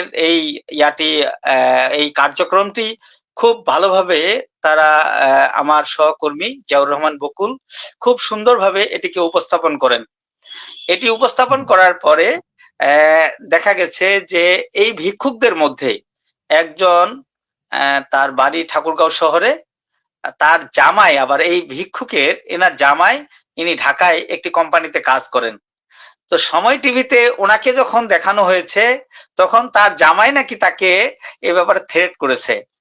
থ্রেট করার কারণে সে আর পরের সপ্তাহে আসতে চায়নি। হ্যাঁ, পরে আসতেছে, পরে আমরা এটাকে খুব ইয়া করার চেষ্টা করছি যে একেবারে কারো ফেসটা খুব কাছ থেকে যেন না নেওয়া হয়, এগুলো আমরা চেষ্টা করি। তো এখানে একেবারে নিতান্তই অভাবী না হলে, নিতান্তই এখানে খাওয়ার উপযোগী না হলে আসলে প্রথমে কেউ বসতে চান না। আর আপনাকে আরেকটি জিনিস আমি বলে রাখি যে এখানে আয়োজনটা করা হয়, যেহেতু কাউকে দাওয়াত দেওয়া হয় না, অনুমানের উপর একটা আয়োজন করা হয়। যেমন আজকেও আমরা 200 মানুষের আয়োজন করেছিলাম, তো 180 জন মানুষকে আমরা পেয়েছি। তো 20 জনের তাহলে খাবার আমাদের আজকে বেঁচে গেছে অতিরিক্ত। জি, অতিরিক্ত। এই 20 জনের এর মধ্যে আমাদের এখানে যারা কাজ করে, বাবুর্চি, আমাদের যেখানে এখানে যে যারা পরিবেশন করেন, এখানে কিন্তু 15-16 জন মানুষ অল টাইম তারা কাজ করেন, ইয়া করেন। তো যেটুকু খাবার আজকে বেঁচে গেছিল, শেষে আমি সবাইকে এটা করা হয় যে যদি বেঁচে যায় তাহলে আমরা সবাই মিলে বসে সেখানে আমরা খাই। আর যদি আবার অনেক সময় এটা আবার দেখা যায় যে মেহমান যতটুকু আমরা আয়োজন করেছি তার থেকে মেহমান অনেক বেশি হয়ে গেছে, তখন আমরা আবার এটি মোকাবেলা করি যে তাৎক্ষণিক তো রান্না করে এটি সম্ভব না ইয়া করা, কাভার করা। তখন আমাদের পাশেই কিন্তু আমার এই ব্যবসা প্রতিষ্ঠান এবং আমার এই মেহমানখানা এটা কিন্তু শহর থেকে কাছেই। এখান থেকে আমার যে খাবারের হোটেলগুলো এখান থেকে 200 গজ দূরেই। আমি তখন করি কি, একজনকে হয়তো ডালিটা বা একটা ডিশ নিয়ে দৌড়াই বা ওই যে দোকানগুলোতে পাঠাই দেই যে আমরা এখন খাওয়ার বাকি আছি, দেখা যায় যে এখনো মেহমান 10 জন মেহমানের ভাত লাগবে, সেখানে হয়তো 20 প্লেট ভাত এবং 20টা হয়তো ডিম বা সবজি এগুলো নিয়ে আসার জন্য একটা ব্যবস্থা করি তাৎক্ষণিকভাবে। আবার যদি বেঁচে যায় তাহলে সবাই মিলে এটি কিন্তু বসে খাওয়া হয়। আবার অনেক সময় বলেন, জি বলেন। আবার অনেক সময় দেখা যায় যে শুক্রবারে আমরা এমনও দিন পেয়েছি যে শুক্রবারে কিছু খাবার বেঁচে গেছে, তো আমাদের লোকজন সেদিন খায়নি। এজন্য খায়নি, পাশে ধরেন যে একটা আগুন লাগছে, এরকমও ঘটনা আছে যে আগুন লাগে 4-5 জনের বাড়ি পুড়ে গেছে। তখন এই খাবারগুলো সমুদয় খাবার এবং যা তরকারি যা ভাত ছিল সবকিছুই ওই পুরা বাড়িতে, যেই বাড়িগুলোতে অগ্নিকাণ্ডের ঘটনা ঘটে সেখানে আমরা পাঠাই দেই। হ্যাঁ, অনেক দিনেই মানে যারা এখানে পরিবেশন করে তারা কিন্তু অনেক সময় খাবার পায় না, এখানে তাদেরকে না খেয়ে যেতে হয়, তাদের কোনো আফসোসও থাকে না, ইভেন বাবুর্চিদেরও আফসোস থাকে না। তাদেরকে অনেক সময় আমি হোটেল থেকে, যেহেতু সারাদিন সকাল থেকে তারা পরিশ্রম করেন, হোটেল থেকে আনে তাদেরকে খাওয়ানোর ব্যবস্থা করি। আবার অনেক সময় হয়তো একটু বেঁচে যায়, যদি বেশি বেঁচে যায়, যদি আমরা কোনো দুর্যোগপূর্ণ কোনো সমস্যা দেখি তাহলে আবার তাৎক্ষণিকভাবে সিদ্ধান্ত নেওয়া হয় যে ওখানে আমাদের এই খাবারটুকু, অতিরিক্ত খাবারটুকু পৌঁছায় দেওয়া হয়। আচ্ছা, দারুণ। আসলে আপনি খুবই সুন্দর করে বলেছেন যে যে খাবারটা আপনাদের বেঁচে যাবে সেটা যদি একেবারে নিতান্তই আর কোনো মানুষ না থাকে তাহলে তো আসলে কিছু করার নেই, সেটা তো আপনার নষ্ট হয়ে যাবে। এই কারণে খান। আবার অনেক সময় যারা আপনার সাথে কাজ করেন বা যারা ভলান্টিয়ার হিসেবে কাজ করেন তারা খাবারও পান না এবং তাদের কোনো আফসোস থাকবে না, এটাই স্বাভাবিক। তারা কারণ সেখানে খেতে আসেন না, তারা সাহায্য সহযোগিতা করার জন্য আসেন এবং তাদের মাইন্ড অবশ্যই অনেক বড়, যার কারণেই তারা আসেন। কারণ হচ্ছে এই সব কাজে যদি মন মানসিকতা ছোট হয় তাহলে কখনোই কেউ কাজ করতে পারে না। এখানে যেই আসবে ধরে নিতে হবে যে তার মন মানসিকতা অবশ্যই ব্রড মাইন্ডেড সে। হারুন রশিদ ভাই, আপনি খুব সুন্দরভাবে মেহমানখানার গল্পগুলো বলছিলেন, আমরা খুব সুন্দরভাবে মেহমানখানার গল্পগুলো শুনছিলাম। এই অসাধারণ একটা আয়োজন আপনি করেছেন এবং এখনো পর্যন্ত আজকে 141তম, আপনি বলেছেন 141তম সপ্তাহ আপনারা কাটিয়েছেন এবং আজকে 180 জন মেহমানের পর্যন্ত আপনারা খাওয়াইছেন। তো হারুন রশিদ ভাই, আমি আপনাকে জিজ্ঞেস করতে চাই, আপনার কি এমন কোনো স্মৃতি আছে যে একটা ব্যক্তি খেয়েছে, খাওয়ার পরে আপনার কাছে এসেছে, সেই কথাগুলো শুনে আপনার চোখ দিয়ে পানি পড়েছে, অথবা আপনার এখনো সেই কথাগুলো মনে পড়লে, আপনার সেই স্মৃতিটা মনে পড়লে আপনার খুবই ভালো লাগে? এ ধরনের কোন স্মৃতি আছে আপনার? জি, জি, আছে। আছে, জি, কারণ আমাদের আহ, হুম, আমার ঠিক এই আমাদের মনে হয় 122 না 23 সপ্তাহ যখন চলছিল, আচ্ছা, আহ, এই মেহমান প্রথম আমার এখানে আসছে। এই মেহমান আচ্ছা, আসার পরে এখানে খাওয়া দাওয়ার পরে উনি তো আর এটার সিস্টেম জানতো না। পরে আমাকে বলছে যে আমি কত টাকা দিব। তো আমি বললাম যে কেন টাকা দিবেন? বলছে যে আচ্ছা, এখানে কি টাকা দিতে হবে না? আমি বললাম যে না, এখানে টাকা দেওয়া লাগবে না। বলছে যে এত হুম, হুম, সুন্দর করে এত খাইলাম, এখানে আপনারা কি কোনো টাকা নিবেন না? আমি বলছি যে না, টাকা নিব না। তো এই মানুষ, এই মানুষটি তখন কেমন জানি তাদের চোখে জল একেবারে ছলছল অবস্থা। এই কথাটা ঠিক এই জন্য বললো, এখানে কোন দাওয়াতের অনুষ্ঠানে ওনার ওনার যাওয়া হয়েছিল, ওনাকে বসতে দেয়নি। বসতে দেয়নি বলতে ওনাকে ওখান থেকে তাড়ায় দেওয়া হয়েছিল, বাইরে দাঁড় করে রাখা হয়েছিল। দাঁড় করে রাখার পরে কিছু ওই যে মানুষের খাওয়ার পরে যেটুকু উচ্ছিষ্ট থাকে, টেবিলের হুম, মধ্যে হুম, অনেক খাবার বা প্লেটে অনেক খাবার পড়ে থাকে, ঠিক এই হুম, হুম, খাবারগুলো তাকে নিয়ে যায়, মানে দেওয়া হয়েছিল। তো আচ্ছা, উনি ওই স্মৃতিটার কথা যখন আমাকে বলছিলেন যে একটা এত বড় অনুষ্ঠানে আমাকে এইভাবে দেওয়া হয়েছিল, আমি খাই নাই, ওখান থেকে চলে আসছিলাম। তো আজকে আমি এখানে ঢোকার সাহস পাচ্ছিলাম না প্রথমে, যে এখানে আবার আপনারা খাবার দেন কিনা বা কি সিস্টেম হুম, আমি হুম, তো জানি না। তো হুম, হুম, পাশে যাকে জিজ্ঞাসা করছি, উনিও বলতে পারেনি। তো যার জন্য আমি এই টাকাটা আপনাকে দিতে আসছিলাম, যে এখানে আসলে টাকা দিতে হবে কিনা। তো আমি শেষে ওনাকে, ওনার যখন বললাম যে না, এখানে আমরা কোনো টাকা নেই না বা টাকা এখানে দেওয়া লাগবে না, তখন উনি খুব আবেগ আপ্লুত হয়ে গেছিলেন। তো হুম, উনি অনেকক্ষণ দোয়া করছেন আমাদের জন্য। এটি একটি গেল। আর সব থেকে আমার ভালো লাগছে যে মেহমান খানার মতো একটি প্রতিষ্ঠানের সঙ্গে আমার বয়স এখন প্রায় 50-এর কাছাকাছি। হুম, হুম, আমি মূলত আমার 91 সালের এসএসসির ব্যাচ। আমার অসুখের কারণে আমার 3 বছর ল্যাপস হয়েছে। আমি হুম, হুম, 94 এসএসসি পাস করছি।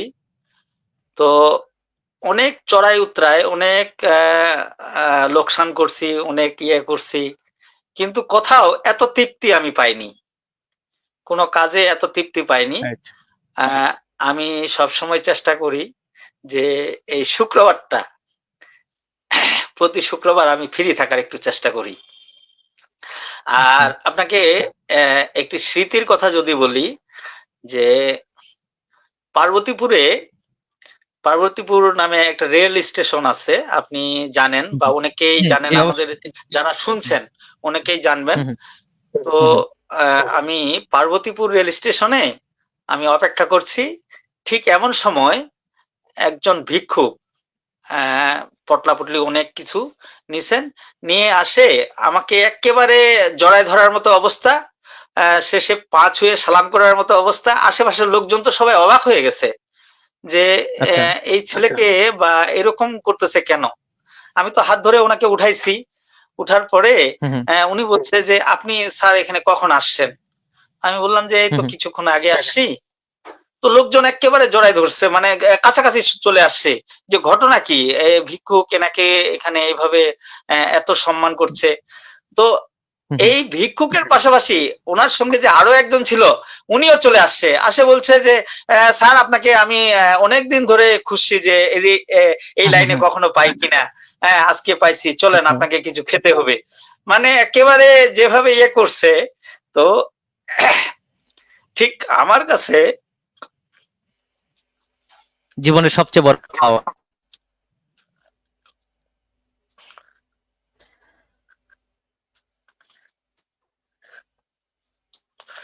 আমার কাছে মনে হয়েছে যে জীবনের এটি একটি সব থেকে বড় পাওয়া আমার। জি, এটাই জীবনের সবচেয়ে বড় পাওয়া। আসলে সম্মানিত দর্শক, এই মুহূর্তে যারা আমাদের অনুষ্ঠানটি দেখছেন এবং পরবর্তীতে যারা এই অনুষ্ঠানটি দেখবেন, আসলে আমরা যারা পৃথিবীতে এসেছি আমাদের উদ্দেশ্য কিন্তু খেয়ে দিয়ে আসলে চলে যাওয়া নয়। মানুষের পাশে দাঁড়ানো, মানুষকে কিছু দেওয়ার মধ্যে যে একটা আনন্দ রয়েছে সেটি কিন্তু আসলে টাকা দিয়ে, অর্থ দিয়ে কখনোই পাওয়া যায় না। এই যে হারুনুর রশিদ ভাই প্রতি সপ্তাহে প্রায় 200 জন 250 জন মানুষকে খাওয়ান, এর ভিতরে যে তৃপ্তি, এর ভিতরে যে একটা পাওয়ার যে একটা বিষয় আছে, এটা মানে এটা আর অন্য কিছুতে আসলে পাওয়া যাবে না। আমরা এর পূর্বে যেটা ইয়া করেছিলাম, মাহমুদুল হাসান মামুন ভাই, যিনি মানুষকে গাছ দেন, যিনি নিজে চারা রোপণ করেন, 2 লক্ষেরও বেশি মানুষকে গাছ দিয়েছেন, নিজে বীজ দেন এবং বীজ রোপণ করার জন্য বলে আসেন, বই দেন, বই পড়া শেষে আবার বীজ দেন। এই যে তার বীজ থেকে যখন একটা গাছ হবে, গাছ থেকে ফসল হবে, এই ফসল যখন একটা মানুষ ছিঁড়ে খাবে, সে দেখবে বা তাকে সে বলবে যে মামুন, তোমার আজকে এই গাছ থেকে, বা মাহমুদুল ভাই, আজকে তোমার গাছ থেকে আমি ফল ছিঁড়ে খেয়েছি, তরকারি রান্না করেছি। অসাধারণ। এর এর চেয়ে বেশি আসলে পাওয়া হয় না। এই যে আপনি পার্বতীপুরে গেছেন, হাজার হাজার লক্ষ লক্ষ মানুষ এই স্টেশনটাকে ক্রস করে, লক্ষ লক্ষ মানুষ, কোটি কোটি মানুষ এই স্টেশনটা ক্রস করে। কয়জনের ভাগ্যে এরকম জুটে যে একজন মানুষ এসে হাত বাড়িয়ে দিয়ে বলছে যে আপনাকে আমি এখানে অনেক খুঁজেছি। অসাধারণ হারুন ভাই, আসলে অসাধারণ, আপনার এই স্মৃতিগুলো অসাধারণ। জি বলেন। তো আমি যেটি বলছিলাম যে আসলে অনেক চড়াই উতরাই আমার এই পর্যন্ত আসা, অনেক লোকসান করেছি, কিন্তু কোথাও অনেক ব্যবসায় লাভ করেছি, কিন্তু কোথাও এত তৃপ্তি আমি পাইনি। এটি আমার জন্য অনেক সম্মানের। ঠাকুরগাঁও শহরে আমার যাতায়াত, ঠাকুরগাঁও শহরে অসংখ্য মানুষের মাঝে আমাকে মানুষ সেই সম্মানের চোখে দেখে, স্নেহের চোখে দেখে। আমি এটি আমার চরম আল্লাহর কাছে পাওয়া, যে অনেক মানুষের অনেক আমার থেকে অনেক বেশি সম্পদ রয়েছে, কিন্তু তাদের তুলনায় আমার অনেক সম্মান আল্লাহ দিয়েছে। আমি এই সম্মানটুকু নিয়ে শেষ দিন পর্যন্ত আমি এই সম্মানটুকু নিয়ে চলতে চাই। সবার সঙ্গে ভালো ব্যবহার করে, ভালোভাবে থেকে, সবার সঙ্গে মিলেমিশেই থেকে এইভাবেই আমি চলতে চাই। এবং এই মেহমানখানাটি আল্লাহ যেন আমার অবর্তমানেও, আমার যে 3টি মেয়ে রয়েছে, আমি তাদেরকেও ওসিয়ত করে যাব যে আমার অবর্তমানেও এই মেহমানখানা যেন এখানে চালু থাকে। এবং আমার সঙ্গে যারা রয়েছে, যে কয়েকজন আমার সঙ্গে আছে, তাদের মন মানসিকতা অত্যন্ত ভালো। তারা এখন পর্যন্ত যেটি একসঙ্গে আমরা করে যাচ্ছি, এখন পর্যন্ত আমাদের কোনো মতবিরোধ দেখা দেয়নি। প্রতিটি কাজের আমি তাদের সঙ্গে ভালোভাবেই তাদের সাপোর্ট পেয়েছি। এই সাপোর্ট আল্লাহ যেন শেষ দিন পর্যন্ত এইভাবেই চলার তৌফিক দান করেন। এবং আমি সবাইকে সবার প্রতি সম্মান রেখেই বলছি যে সকলেই আমি একসঙ্গে তো আর সব মানুষ আমরা মারা যাব না, যারা এটির সঙ্গে জড়ায় আছি, আমাদের যদি এইভাবে একজনও শেষ পর্যন্ত বেঁচে থাকেন, উনি এটির হাল ধরে থাকবেন। এটি আর আমি পারিবারিক ভাবেও, আমি আমার মেয়েরাও, আমার স্ত্রীকেও আমি বলে যাব যে আমার অবর্তমানেও তারা যেন এটিকে ধরে রাখেন, এবং যেভাবে চলছে আলহামদুলিল্লাহ সেভাবেই যেন তারা চালু রাখেন। জি হারুন রশিদ ভাই, আমরা আমাদের প্রোগ্রামের একেবারে শেষের দিকে চলে এসেছি। আমি যদি আপনাকে জিজ্ঞেস করি যে এই মেহমানখানায় এখন আপনার 200-250 জন মানুষ খাচ্ছে, আপনার একটা পরিকল্পনা কি, মানে ভবিষ্যৎ পরিকল্পনা কি, আপনি এটাকে কোথায় দেখতে চান একটা সময় আসলে? এটির আসলে নির্দিষ্ট কোনো পরিকল্পনা নেই, কারণ একটা সময় দেশে হয়তো ভিক্ষুক নাও থাকতে পারে, কিন্তু Right. অভাবী মানুষ যারা থাকবেন, ভিক্ষুক এক সময় হয়তো সরকার এমনও হতে পারে যে সরকার ভিক্ষুক মুক্ত বাংলাদেশ ঘোষণা করছে, বা আমাদের এলাকাটাও ভিক্ষুক মুক্ত হয়ে যেতে পারে। তো তারপরেও অভাবী মানুষ তো থাকবেন। যে অভাবী মানুষগুলো একবেলা হয়তো সপ্তাহে একদিন আমিষ পান না, তাদের জন্য হলেও আমরা এটি চালু রাখবো, এটি যেন চলমান থাকে, এবং শেষ দিন পর্যন্ত এটি যেন চলমান থাকে। এবং যারা সপ্তাহে ভালো মন্দ খেতে পান না, তারা যেন একবেলা এখানে পেট পুরে একবেলা যেন খেতে পারেন, শান্তির খাওয়াটুকু যেন এখান থেকে খেয়ে তারা বের হতে পারেন, এরকম ব্যবস্থা আমরা এইটুকু নিশ্চিত আমরা করতে চাই। সেই সঙ্গে আমাদের শুরুতেই আমরা একটি পরিকল্পনা আমাদের ছিল, সবাই মিলে আমরা হুম, হুম। একটু চিন্তা ভাবনা করছিলাম যে একটি বৃদ্ধাশ্রম করার। ইতিমধ্যে আচ্ছা, আহ, আহ, মানে কিছু ঘটনা আমি সামাজিক যোগাযোগ মাধ্যমে বা কিছু ইয়েতে দেখে সেটা হয়তো আমি আর সাহস পাচ্ছি না, কারণ এখানে অনেক নেগেটিভ ইয়াও ধারণাও ইফেক্ট মানুষের চলে তৈরি আসে। হচ্ছে, যার হুম, জন্য হুম, হুম। এই কয়েকদিনের ঘটনায় আমার সেটি আর ভালো মনে হয়নি যে বৃদ্ধাশ্রম করে আহ, হয়তো শুরুতে আমি মনে করছিলাম যে একটি বৃদ্ধাশ্রম করলে হয়তো অসহায় মানুষদের এখানে ইয়া হবে, কিন্তু আজকে কিছু মানুষ এটিকে হয়তো এমন এক পর্যায়ে নিয়ে চলে গেছেন যেটির জন্য একটি বিতর্ক তৈরি হয়েছে, যার জন্য এখন পর্যন্ত আমরা চিন্তা করছি যে যেটি আমরা করছি সেটি আমরা ভালো করে যেন চালাতে পারি, এটুকু প্রত্যাশা আমাদের আছে। এবং সবার কাছেই আমি বলবো যে সবার হাত ধরে সবার সহযোগিতা নিয়েই সবার সঙ্গে ভালো সম্পর্ক রেখেই আমাদের এই মেহমানখানা অনেক দিন অনেক দূর পর্যন্ত আমি নিয়ে যেতে চাই। আহ, আচ্ছা, হারুন সেই ভাই, সঙ্গে আপনি জি, আমি এখানে একটু ওয়েট করব। সেটি হচ্ছে যে আপনি যেটা বলেছেন, আমি এখানে একটু বলবো সেটা যে ভিন্ন রকম বা ডিফারেন্ট কিছু কখনো উদাহরণ হয় না আসলে। পৃথিবীতে যত ভালো কাজ আছে সবগুলা কাজে আসলে বাধা আসে। এটুকু আসবেই। আমি এই প্রশ্নটা আপনাকে করব যে পৃথিবী যত ভালো কাজ আছে সেটা বাধা দিয়ে শুরু হয় এবং মাঝখানে বাধা আসে। এরকম কোনো বাধা আসলে মেহমানখানাতে এসেছিল কিনা? তার পূর্বে আমি একটু কাজ করব, সেটি হচ্ছে যে আমাদেরকে কিছু কমেন্ট করেছেন। ইমতিয়াজ আহমেদ ভাই বলেছেন ধন্যবাদ, আপনাকে অসংখ্য ধন্যবাদ। এমডি রায়হান দুলু ভাই, মেহমানখানার জন্য শুভকামনা রইল। তিনি অত্যন্ত অত্যন্ত একজন ভালো মানুষ, সাদা মনের মানুষ। তাকে যে মানুষ এত বেশি ভালোবাসে এই এমডি রায়হান দুলু ভাইকে, সেটা আমার এই প্রোগ্রামটা না দেখলে, আমার এই কমেন্ট সেকশনে না গেলে হয়তো মানে বাইরে গিয়ে বুঝতে পারবে না। আমি নিজেও জানতাম না যে তাকে মানুষ এত বেশি ভালোবাসে। তিনি নিঃসন্দেহে একজন সাদা মনের মানুষ। নাহিদ হুসাইন, তিনি আমাদেরকে ভালোবাসা জানিয়েছেন। মাজারুল ইসলাম, তিনি আমার একজন স্যার, তিনি লিখেছেন ধন্যবাদ। আপনাকেও ধন্যবাদ স্যার আমাদের সাথে থাকার জন্য। হাসিরুল ইসলাম, তিনি লিখেছেন মাশাল্লাহ, শুভকামনা আপনাদের দুজনের জন্য, আপনার জন্য শুভকামনা। তবে হারুন ভাই, আমি আপনাকে যেটা বলছিলাম সেটি হচ্ছে যে পৃথিবীতে সমস্ত ভালো কাজের কিন্তু বাধা আসে এবং ভিন্নতা কখনোই উদাহরণ নয়। আপনি যে গত কয়েকদিনের আমরা একটা ঘটনা দেখেছি, সেই ঘটনায় বৃদ্ধাশ্রম নিয়ে অনেক বেশি সমালোচনা হয়েছে। কিন্তু এভাবে জি যদি আমরা সবাই বৃদ্ধাশ্রমকে বন্ধ করে দেই, তাহলে কিন্তু একটা সময় গিয়ে দেখা যাবে যে এ ধরনের আশ্রম আর তৈরি হবে না। তবে কিছু কিছু সংগঠন আছে আসলে সেগুলো বন্ধ হওয়ার জন্যই তৈরি হয়। যেমন আপনি যেটা করছেন মেহমানখানা, বন্ধ হওয়ার জন্যই তৈরি হচ্ছে। মানে আপনি চাচ্ছেন না যে এখানে আর কোনো দেশে ভিক্ষুক থাকুক, আপনি জি চাচ্ছেন যে সবাই সুন্দরভাবে জীবনযাপন করুক। জি যারা জি জি ব্লাড ডোনেশন করে থাকেন তারাও ব্লাড ডোনেশনটাকে বন্ধ করার জন্যই ব্লাড ডোনেশন করে থাকেন। কারণ হচ্ছে তারা চায় না যে পৃথিবীতে কারো ব্লাড প্রয়োজন হোক, তারা চায় সবাই পৃথিবীতে সুস্থ থাকুক। এই বৃদ্ধাশ্রমের কথা বলছেন, আমরা কেউ চায় না যে কেউ বৃদ্ধাশ্রমে যাক, পৃথিবীর কেউ চায় না যে কেউ বৃদ্ধাশ্রমে থাকুক, কিন্তু তারপরেও এই সংগঠন, এই আশ্রমটার প্রয়োজন হয় এবং এভাবেই চালাতে হয়। এই এই বিষয়গুলো আসলে বন্ধ হওয়ার জন্যই তৈরি হয়। আপনি খুব সুন্দর করে বলেছেন যে আমি চাই না এই পৃথিবীতে কোনো ভিক্ষুক থাকুক, এদেশে কোনো ভিক্ষুক থাকুক, এদেশে কোনো দরিদ্র থাকুক। সবাই এদেশে আহ ভালো করে ভালোভাবে জীবনযাপন করুক, এটা তাদের ব্যক্তিগত অধিকার। তো যাই হোক, হারুন রশিদ ভাই, আমরা আমাদের অনুষ্ঠানের একেবারে শেষ পর্যায়ে চলে এসেছি। আপনি ছোট্ট করে আমার যে প্রশ্নটি ছিল যে আপনার এখন পর্যন্ত কোনো বাধা এসেছে কিনা, সেই প্রশ্নের উত্তর দিবেন। যে আপনার এই সুন্দর একটা আয়োজনে এখন পর্যন্ত কোনো বাধা এসেছে কিনা।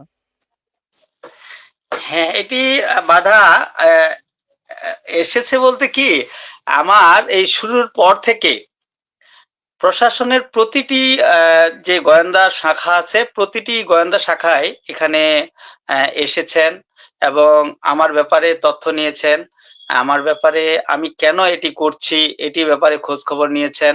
হ্যাঁ, এটি স্থানীয়ভাবে কিছু মানুষ প্রশাসনকে আহ, পাঠিয়েছেন, প্রশাসনকে এখানে ব্যবহার করার চেষ্টা করেছেন। এবং আমি যদি একটি ঘটনা বলি যে কোনো এক অভিযোগের প্রেক্ষিতেই আমাদের উপজেলা নির্বাহী অফিসার উনি আমাদের এখানে এসেছিলেন হুম, হুম। মেহমানখানায়। মেহমানখানায় আসার পরেই উনি প্রথমেই প্রতিটি টেবিল খুব সুন্দরভাবে ঘুরে ঘুরে দেখেছেন। ঘুরে ঘুরে আচ্ছা। দেখার পরে উনি এসে আমাদের যেখানে দোয়া হবে ঠিক দোয়ার পূর্ব মুহূর্তে উনি এসেছিলেন। আসার পরেই উনি ঘুরে দেখার পরে তিনি কথা বললেন, এই মেহমানদের উদ্দেশ্যে কথা বললেন এবং তিনি একটি আফসোস করে কথা বলছেন যে এই অভিযোগগুলো মানুষ কেন করেন। হ্যাঁ, তো যে অভিযোগটা এখানে ছিল পরে আমরা জেনেছি যে এখানে জামাত বিএনপির মানুষ বসে বসে এখানে খায়, এরকম একটা অভিযোগের প্রেক্ষিতেই তিনি এসেছিলেন এবং আসার পরে প্রতিটি টেবিল, সে সময় আমাদের এখানে 12টা টেবিল ছিল, 12টা টেবিল উনি খুব ভালোভাবে ঘুরে দেখে তারপরে শেষে এই মন্তব্য করেছেন এবং তিনি সেদিন 10,500 টাকা খরচ হয়েছিল, তিনি সেখানে ঘোষণা দিয়ে গেছেন যে আজকের যে খরচটা হয়েছে এটি আমি দিব এবং পরে তিনি এই খরচটুকু দিয়ে দিয়েছিলেন। তো এটা অনেক প্রতিবন্ধকতার সৃষ্টি করার চেষ্টা করেছিল। কিছু মানুষ তো থেকেই থাকে যে কিছু মানুষ তো আছেই যে তারা চায় না যে এটি যেভাবে চলছে সেভাবে চলুক। তো এটির বিপক্ষে মানুষ খুব কম। হ্যাঁ, দেখা যাবে যে গোটা বালিয়াডাঙ্গিতে এখন পর্যন্ত একটি পোস্ট হয়েছিল, যে ফেসবুকে পোস্ট দিয়েছিলেন যে চাঁদাবাজির টাকায় চলছে মেহমানখানা। এই পোস্টটি দেওয়ার পরে ওনাকে আমি যতক্ষণ দেখেছিলাম 1 থেকে 1.5 ঘন্টায় 148 জন মানুষ কমেন্টসে ওনাকে গালিগালাজ করেছেন এবং শেষে উনি বলতে বাধ্য হয়েছেন যে উনি আমাকে দাওয়াত দেয় নাই তাই আমি এটি করেছি। তো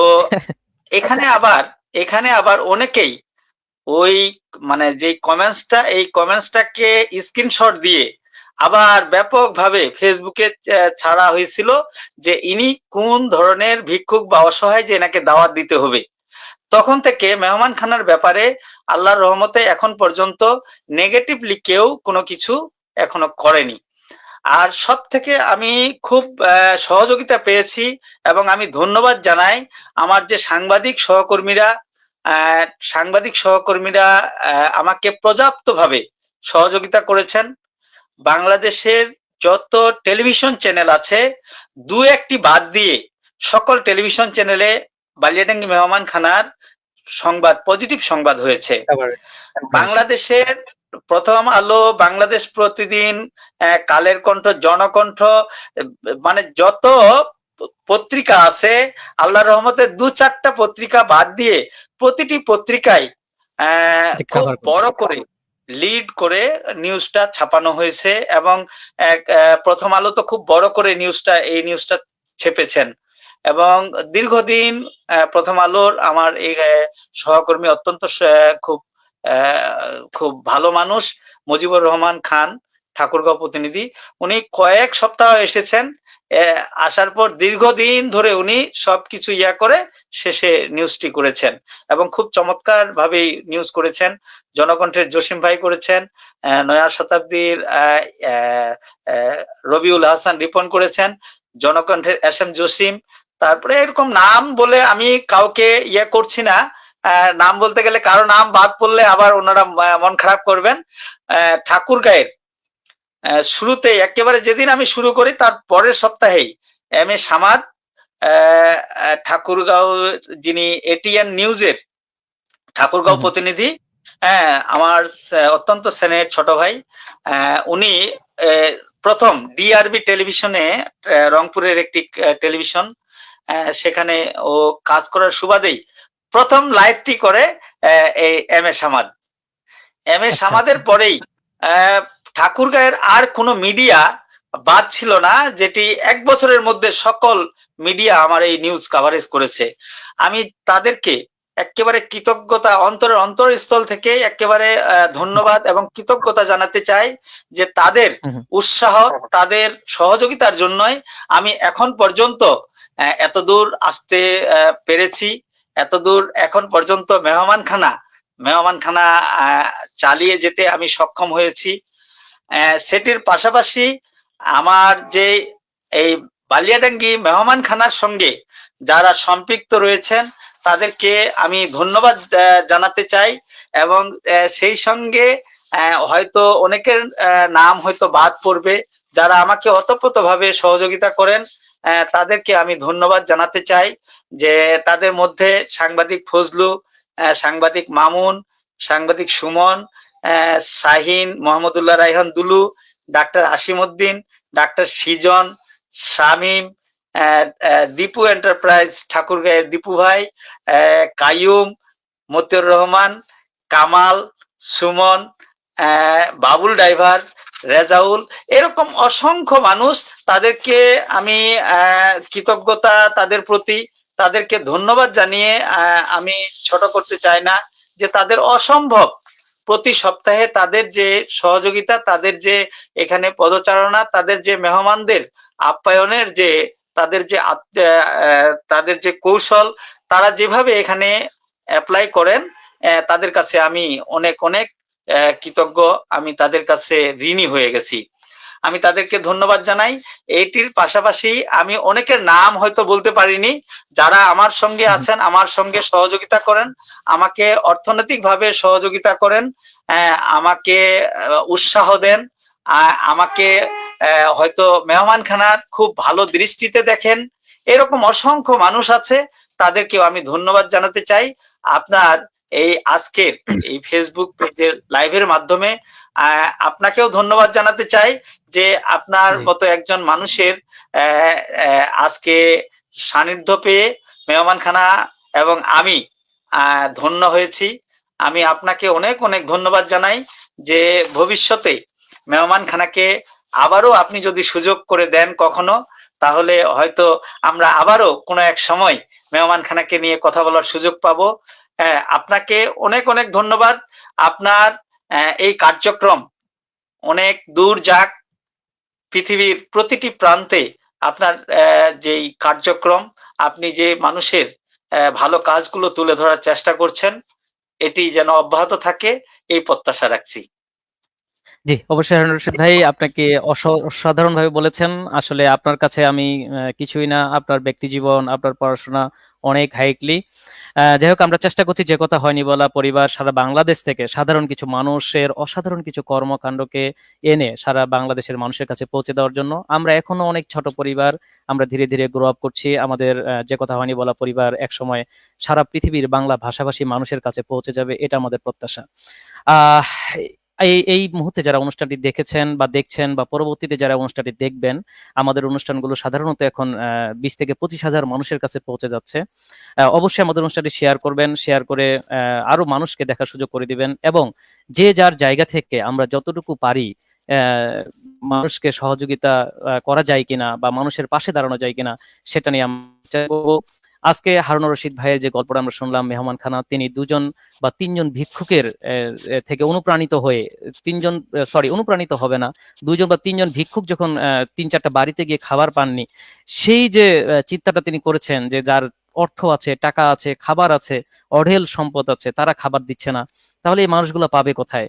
এই মানুষগুলোকে আমি নিজে খাবারের একটা ব্যবস্থা করে দেব, ভালো খাবারের ব্যবস্থা করে দেব। এই যে চিন্তাধারা, এটা আসলে আমাদের সবার মধ্যে থাকে না, যাদের মধ্যে থাকে তারাই অসাধারণ। হারুন রশিদ ভাই নিঃসন্দেহে একজন অসাধারণ মানুষ।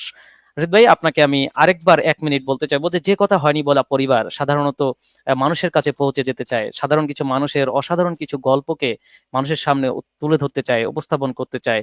এই যে কথা হয়নি বলা পরিবার সম্পর্কে আপনার কিছু বলার আছে কিনা?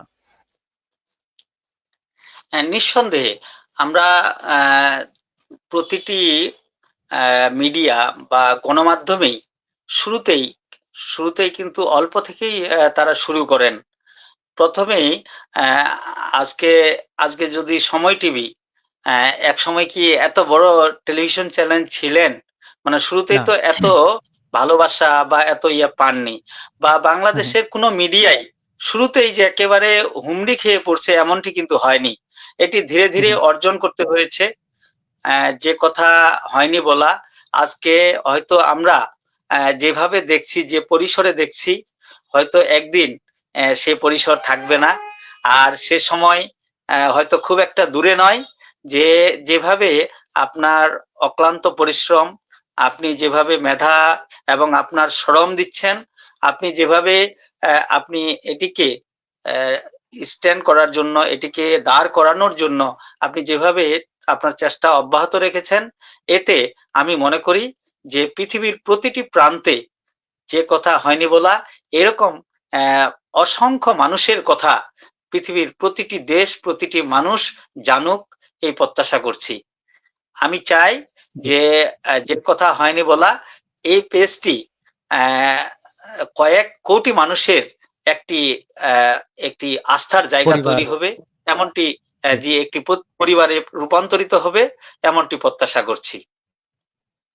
জি, আপনাকে অসংখ্য ধন্যবাদ হরজত ভাই। আপনার এই ব্যস্ততম সময় থেকে, আপনি চাকরিজীবী মানুষ, ব্যবসা করেন, সাংবাদিকতা করেন, এর মাঝেও আপনি আজকে আমাদের এখানে সময় দিয়েছেন, এজন্য আপনাকে অসংখ্য ধন্যবাদ। আমরা অনুষ্ঠানের একেবারে শেষ পর্যায়ে এসেছি। আমি আরেকটু কমেন্টে দেখছি, ফজল ইসলাম ফজিল ভাই লিখেছেন শুভকামনা রইল, আপনার জন্য শুভকামনা। মাসুম মিয়া লিখেছেন গুড জব, আপনার জন্য শুভকামনা, আপনি ভালো কাজে লিপ্ত থাকুন। তো আজকে আমরা এই মুহূর্তে বিদায় নিচ্ছি যে কথা হয়নি বলা পরিবার থেকে। ভালো থাকবেন, সুস্থ থাকবেন, সকলের জন্য শুভকামনা। আসসালামু আলাইকুম। ধন্যবাদ। আসসালামু আলাইকুম।